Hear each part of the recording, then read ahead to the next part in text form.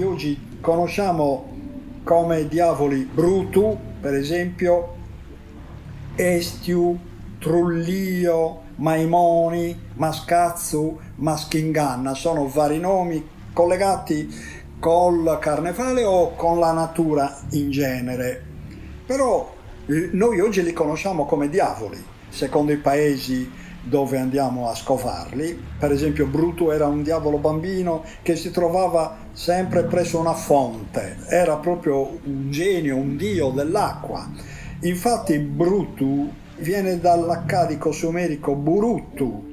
Uttu era la dea delle acque per i sumeri, Uttu, da cui anche evidentemente il nome di Utah, il paese che aveva l'unico pozzo sacro nel suo territorio, che poi fu coperto sempre dai preti di allora, e ne fecero una chiesa che poi divenne romanica. Dentro la chiesa c'è sepolto un pozzo sacro.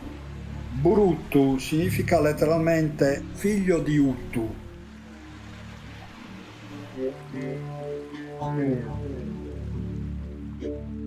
Un altro diavolo bizantino è Mascazzu, significa letteralmente Dio che sovrintende alla rinascita della natura, Mascazzu.